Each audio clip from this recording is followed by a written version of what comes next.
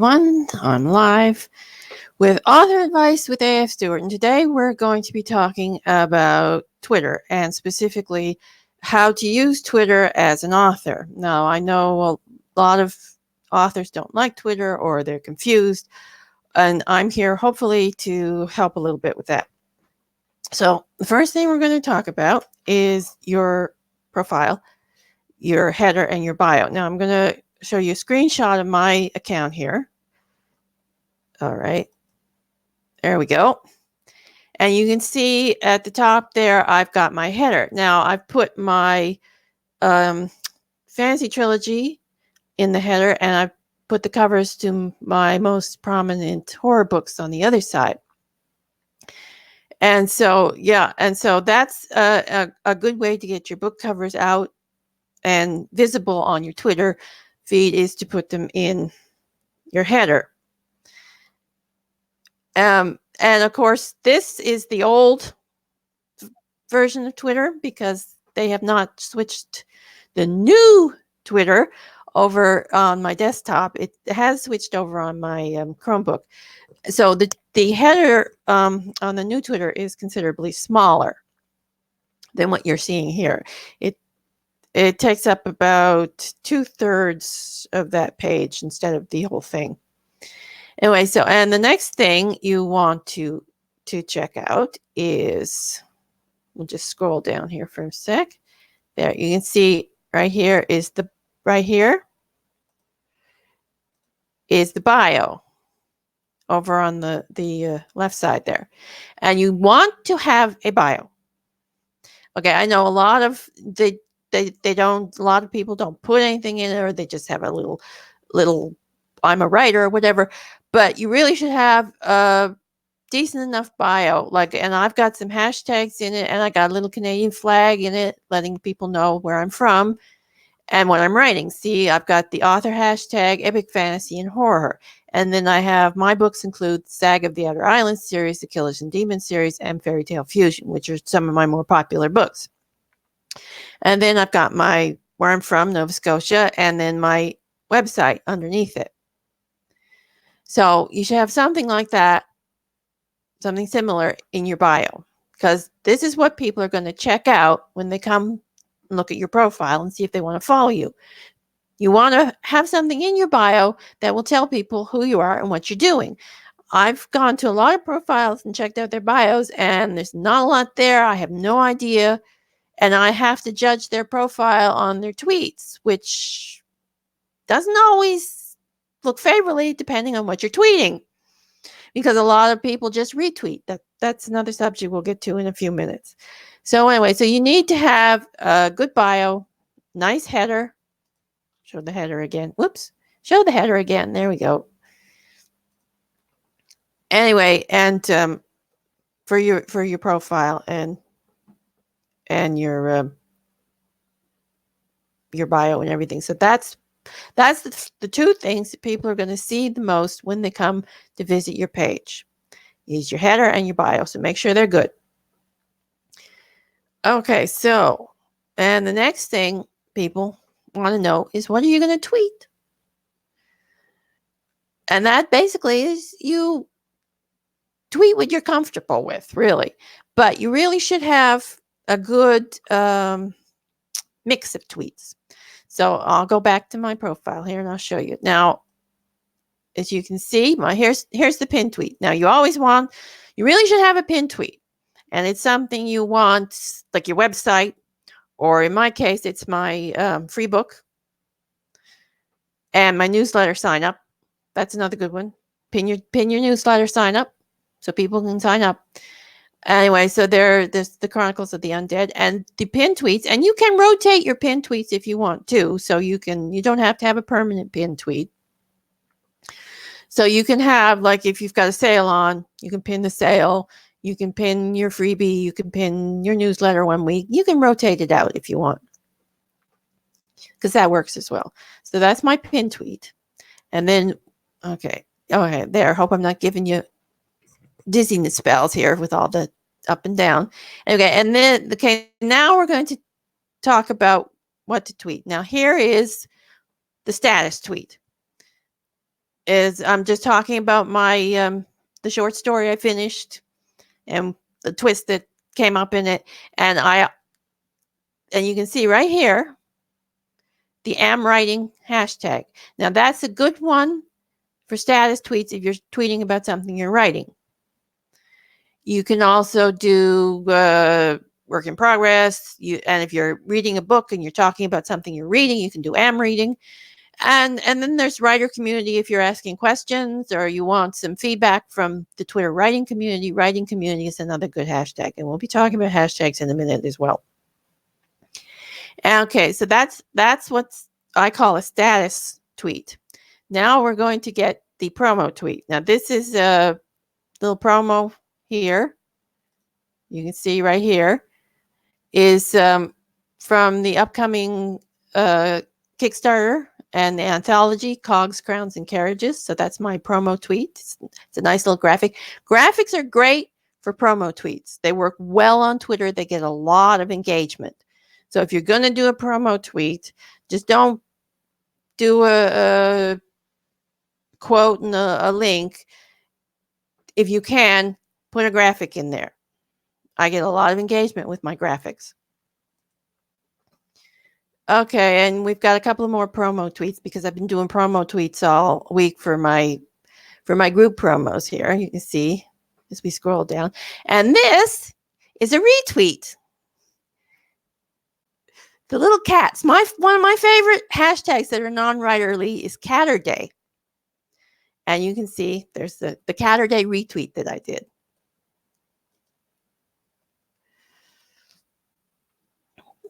So that's what you want.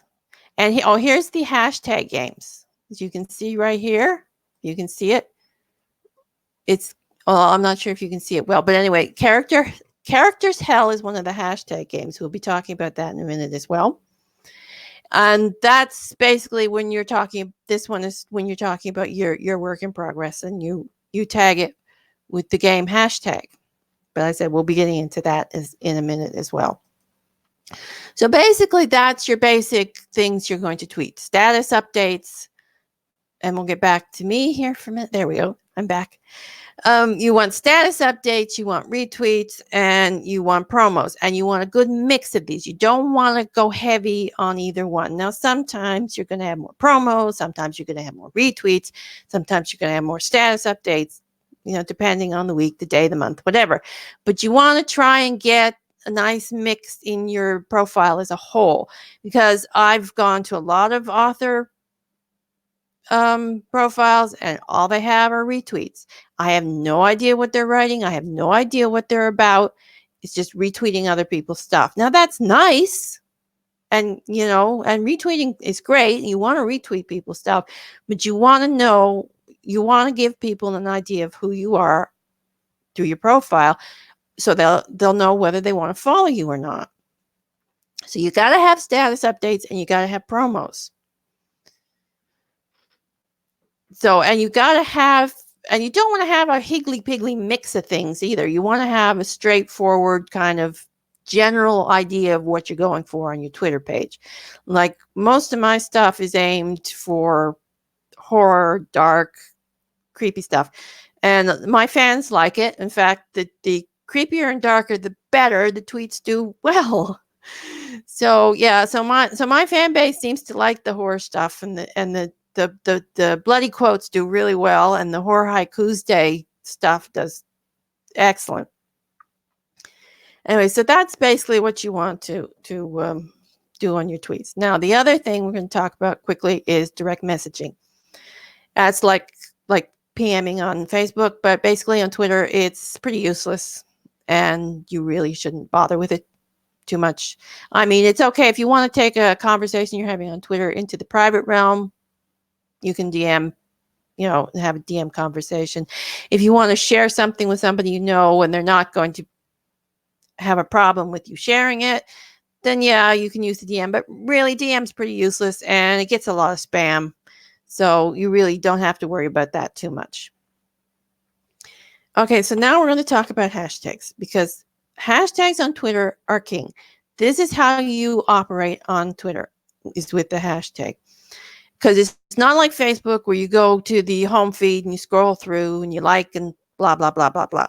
Because basically the home feed on Twitter is, again, it's not a lot of use to it. I mean, you go there and you look through things and you find things to retweet and stuff, and that's okay and that's good. And you should do that from time to time. But really, you don't spend a lot of time on Twitter on the home feed. What you do on Twitter is you use the hashtags and the search feature. So, and the hashtags, if you want to find a certain genre, say you want to check out what's going on in epic fantasy, just you search the hashtag epic fantasy and you get all the tweets and you can scroll through and that. So that's how you do it. You do it by hashtag. And this is how you operate on Twitter. So if you're in the home feed, you're going to get lost because it's just going all the time. Twitter home feed.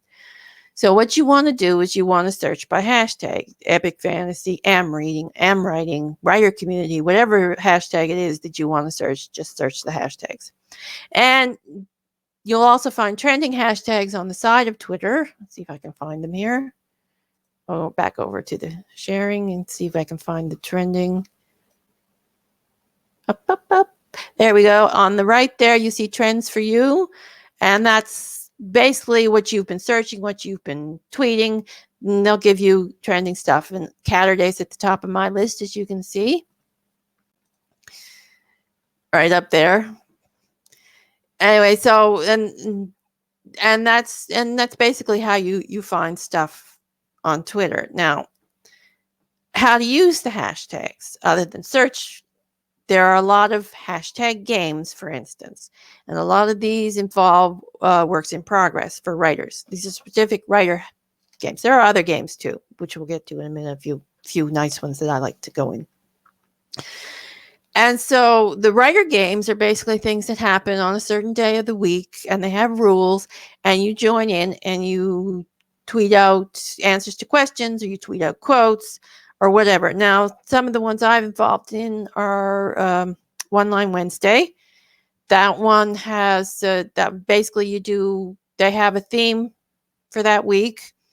You find a quote that fits the theme from your work in progress, and you tweet it out with the hashtag. And another one I do is Thirds. That's for either works in progress or published books. And basically, again, theme, you find a quote that fits the theme, and you tweet it out with the hashtag. Let's see what else we got. Oh, yeah. And then there's Characters Hell, which I mentioned, which is basically, that's a monthly one, not a weekly one.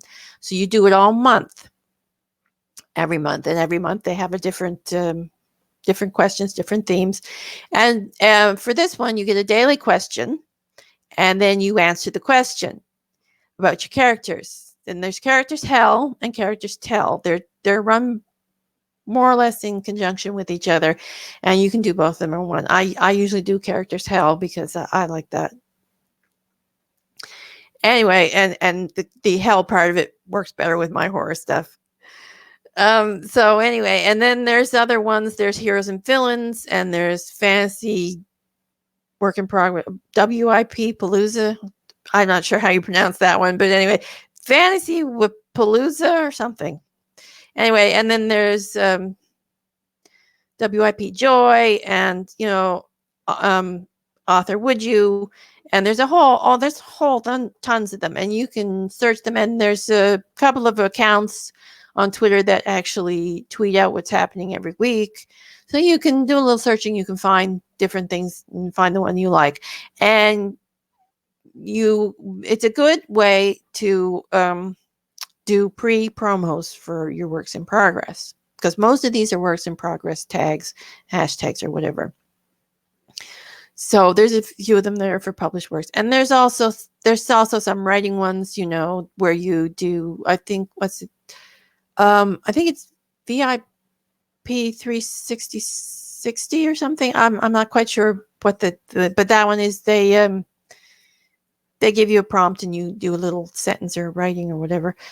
Anyway, and then there's again there's poetry prompts, like I do one on Tuesday, Horror Haikus Day, where we do horror haikus. And so, yeah, you can find writing prompt hashtags to do and all sorts of things like that. So that's a good writer thing. And then there's, as I said, there's am writing and writer community. Now, am writing is a good tag for when you're doing updates about what you're writing. And writing community is basically if you have a question or if you want some feedback from something you're doing, you can tag it with the writer community. And it's actually a very good hashtag because the writer community on Twitter is very helpful and very interactive. So, yeah. So that one, I recommend that one as well. Okay. And so we're coming to some of the non-writer hashtags that I use. Now, I've already mentioned Catterday. That's my favorite, mostly because I love cats. Anyway, and there's also cats at Twitter. And for all you dog lovers, there's dogs at Twitter. So, yeah, you can do that one as well. And so you can do hashtags that are not writing that show your other interests, which also kind of makes your profile a little well-rounded and get you people interested because, somebody who likes cats might come over. Oh, yeah, I read fantasy books or whatever too. So that's always good to get involved. And then one I like, especially because I do a lot of mythology and folklore in my books, is Folklore Thursday. And I love that one. I haven't done it last couple of weeks because I've been busy and frankly, I forgot. But yeah, I usually do that one on Thursday. There's also one on Sunday, Shakespeare Sunday. I haven't done that one in a while. But yeah, I really like that one because usually they also have a theme, like some do quotes from certain plays or do quotes with the, about meals or whatever, or food or whatever. So yeah, I haven't done that one in a while, but I did like that one a lot too. So, and I got a lot of views with my Shakespeare Sunday ones too. Anyway, we'll talk about analytics in a bit as well. So that's basically the hashtags. Now we're coming to the other aspect, which is tagging. Now that works like Facebook. You just tag other Twitter handles in things, and that usually is used for like things like Follow Friday, which is also the hashtag FF for Follow Friday. But it's also used in tagging games, similar to what you do on Facebook as well. So, and they're always fun. Some of them are writer games, some of them are non-writer games anyway. Yeah, so you get tagged and then you just carry on the little tagging chain. Same concept as what happens on Facebook as on Twitter. So that's always fun to get involved into, and it helps to interact and bring in new people. And okay, so now you've got all these people, or you've got all your new followers. We'll get into the follower etiquette in a minute too. So what do you do with them?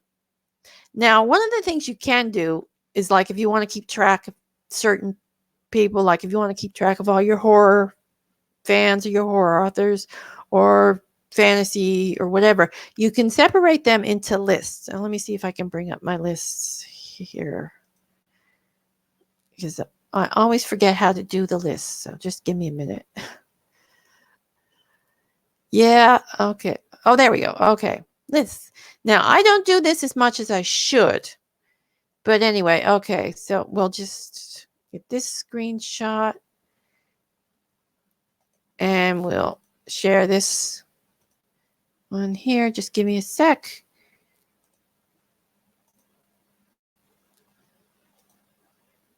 Okay, see, this is the list page on Twitter. And you can see, scroll down here. You can see I've got the Brain to Books Icon Horror Thriller list and my writer list. And I got list of filmmakers, magazines and publishers, sci-fi lists, TV stuff that I like to follow, celebrities, and other things. And you can see, so you can add your followers to, or people you're following, to these lists and kind of sort them out into different categories so you can keep track of them better if you want. So we'll pull it up here full Well, that didn't make it much bigger, but anyway, you get the gist. So you can do that, and that's a good way to keep track of your followers if you like to categorize and keep track of things. And we already did the search, so okay. Okay, now we're going to talk a little bit about hijacking. Do not hijack threads. Do not hijack hashtags. This is no, bad no. So yeah, and basically what I mean by this is that if you've got a trending hashtag like say cat or day, don't use it for something that doesn't relate to cats. Or don't use Shakespeare Sunday for something that isn't for the game. So basically use the hashtags for what they're used for. So you don't want to use the paranormal hashtag, say, if you're tweeting about romance, non-paranormal romance or mysteries. So yeah, so don't hijack the hashtag trending hashtags to try and boost your views. Just don't do it. It's wrong. It's rude. And the same with threads. Don't reply to somebody's thing and try and promo your stuff in it. It's just rude. Don't do it. I mean, if you're going to reply to somebody's tweet, reply to the tweet. Say, oh, that's cool tweet. And then maybe you can say, well, I did something like that too. If you want to talk about it. But don't just hijack it and promo it and throw a link in and be rude about it. It's spamming, it's rude, just don't do it. Okay, now we're going to talk about followers. Now, first of all, number one rule on Twitter, don't buy followers. You are going to get people following you that are offering to sell followers. Say buy 100 followers or buy 1,000 followers or whatever. Don't do it. It's against Twitter's terms of service. It can get your account suspended. And it's just a scam because all those followers you're buying are just click farms. There's nobody behind it. You're just getting empty numbers. You're not getting anybody to buy your books or anything like that. By those 5 followers, don't do it. And the second is, if someone follows you, don't automatically follow them back. Now that's a mistake a lot of new Twitter people make. Don't do it because now if this person that's following you is interesting to you, or you think they might be a fan and you like their account, follow them by all means. But a lot of these people, they're just auto things. They're creepy stalker guys, porn bots, some of them. I mean, there's some spammy people, and there's other ones that do these that just kind of follow keywords and they do some sort of auto follow. So yeah, so you want to be careful who you follow back. I mean, majority of people following, no problem, following back, have fun.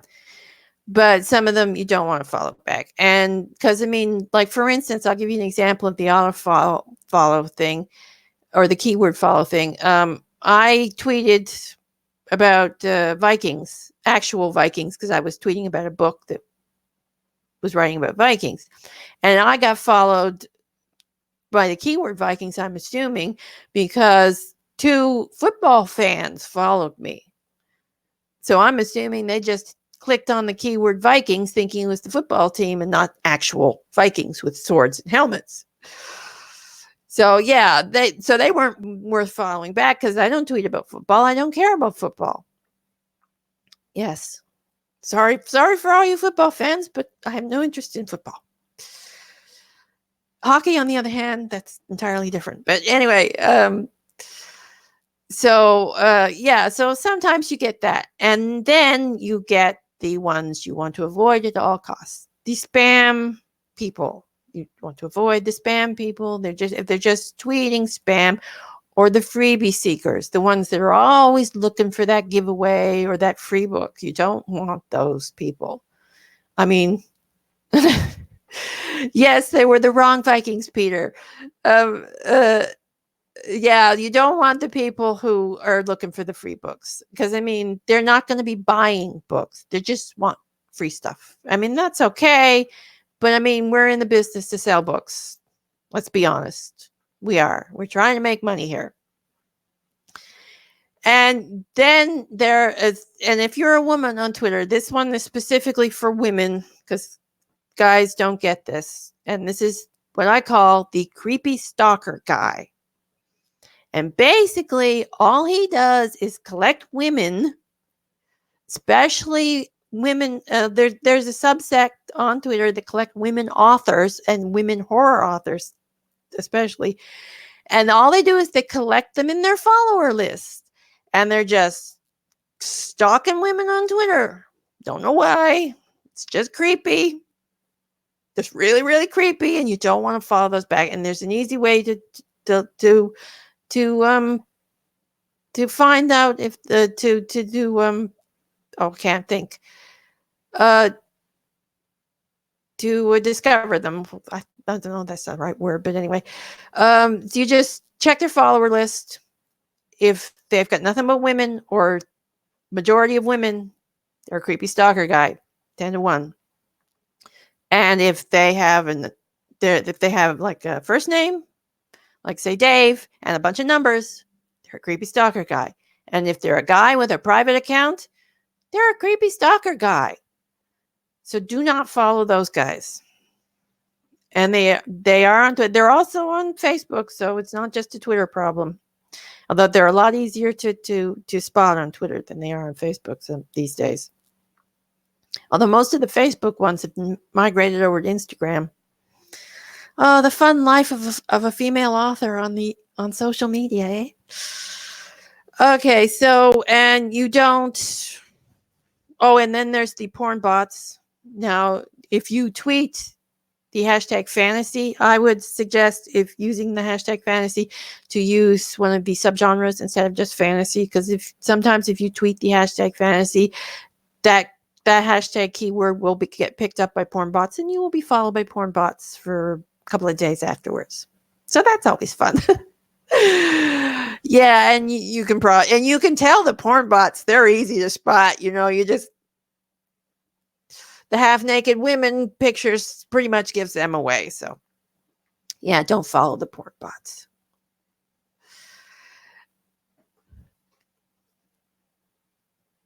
Yeah, the bunch of numbers in the handle. Yeah, if they've got numbers in their Twitter handle, they're 10-1. They're spam. Porn bots are creepy stalker guys. Yes, indeed. Yeah. So, and they'll disappear pretty quickly too. A lot of them as well. So at least the porn bots disappear pretty quick, because that's the one good thing about Twitter. Twitter does tend to crack down on the porn bots, especially if you report them. And there's also the spammers. Now these guys, they're pretty easy to spot if they follow you, but most of the time they'll actually spam the hashtags. So my advice, when you find somebody hijacking hashtags or spamming something, just report them and block them. Easy peasy. Because they're not out to interact. They're not out to play nice. They're just out to spam everything and the heck with the rules. Because Twitter does have rules, and I would advise reviewing the terms of service and the spam rules, because they will suspend your account on Twitter if you step over the line too much. So, search hijack, just checking my list here that I got. Okay. All right, so now we're down to, we'll talk about scheduling first, and then we'll talk about analytics. So, so you've got your Twitter account, and you don't want to spend a lot of time on Twitter because you've got your other accounts, or you've got your writing to do. Easiest way, especially with the promo tweets. I mean, your status tweet updates, you probably should do those as it happens, just throw them in. So, but your promo tweets, you can schedule. And the easiest way to schedule the promo tweets is just to use TweetDeck. That's the built-in scheduling thing that comes with your Twitter account. So just go to just Google TweetDeck, and it'll come up, and you can use it to schedule. Now, it doesn't let you edit your scheduled tweets, so be careful. when you're scheduling your tweets that you don't make little errors. That is the one bad thing about Twitter, is that you cannot edit tweets on Twitter, which is really, really annoying. If you make a mistake and you tweet before you realize your mistake. But anyway, so you can schedule with TweetDeck, and you can schedule your graphics, your promos, and get them out of the way. They're the easiest things to schedule. And TweetDeck's also good because it scrolls the home feed, so you can do that for retweets too. So you can take a little pressure off by scheduling a lot of promos and stuff with something like that. And there's other things like Hootsuite, and I think, I forget what the other one is, but there's other things out there that you can use instead of TweetDeck. But TweetDeck's the easiest, and it's free. So, and now we're going to come to the analytics. So, of course, you get all this social media. You got to analyze the data, do all that stuff, find out what tweets are working, find out what isn't working, what your fans and whatever's responding to, and try and make sense of it. But that's a whole other video. But so I'm going to show you now the tweet analytics and how to. Yeah, here we go. Okay. So now we're going to share the screen here. Chrome tab. There we go. Okay. All right. So now we're going to share okay, this is the analytics screen. We'll put it up big here. And you can see now I'm going to, not sure how well this is coming across because it's kind of small on my screen here, but you can see the numbers. Like this is the Secrets and Airships promo that I just tweeted today, and it's got 49 impressions, 1 engagement, and a 2% engagement rate. And of course, if you don't know what these analytics stuff numbers mean, then you're going to have to go figure that out, or I'll do another video on it because I'm not going to explain all the marketing terms today. But anyway, so I'm just going to show you how it works today. Yeah, marketing's a whole other video, and I'm still figuring it out. So yeah, and so I'm going to show you show you some of the hashtags. So now these are the promo. The first 3 you see here are promos, and they're 49 impressions, 58, 79 impressions on it. And we're going to go down now to one of the hashtags. Now, see this one at the top here now? That's the character's hell. Whoops. Okay. That is accidentally lost my feed there for a minute. And this one here at the top is the character's hell hashtag tweet I did this morning, and it is 122 impressions. So you can see how the hashtags and the hashtag games push your impressions up. And this is why you use them. And I don't use hashtags as much as I should. I sometimes forget. But yes, this is why you're using hashtags on Twitter, because they're pushing your impressions up and they're pushing your engagement up as well. Now, this one I've got up now at the top is one of my promos, and this one's been running for a couple of days, and it's got 174 impressions and 8 engagements there. So yeah. And so, yeah, so the hashtags, I'm trying to see if I can find a good, oh yeah, here's one. Now this one is a good hashtag. It's for the Spiffbo, the self-published fantasy blog off this year that I'm part of. And you can see the Spiffbo right at the top there. And that Spiffbo one that I retweeted, that was a tweet from a link. That one has 465 impressions. So some hashtags, of course, will do better than others. Now, see if I can find my horror haiku one here.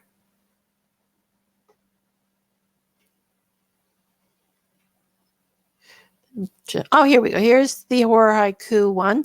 Now, this, I've got that up at the top. Now, that one's got 355 impressions and 10 engagements. So that one got a lot of likes and retweets. And that particular hashtag for me does well like that pretty much every week. Anyway, and some of them I used to get 1,000 impressions on, but the impressions have dipped a little because I have not been as active as I used to be in some. So now we're going to go over and check some of the graphs over on the right side here. This is your engagement rate for the from this one's from August 18th to September 14th. That's the blue graph on the right there at the top. And that will tell you what your engagement rate is. Mine for that period of time was 1.1%. So yeah, I've been down a bit. So anyway, and the purple one that's at the top now, link clicks, that's same amount of time from August 18th to September 4th. My link clicks for that period of time were 33. And the green one, same period of time, my retweets, there were 66. And for that, the orange graph coming up now is that the likes are 188 for that period of time. And I had 11 replies from August 18th from August 20th to September 10th. I had 11 replies to my tweets. So that's basically how, and then you can go into audiences. It'll tell you some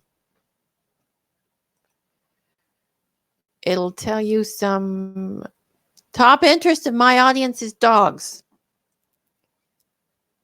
Dogs seems to do well on Twitter. As you can see, science news, it's the next, weather, book news, and general info, which is good for me.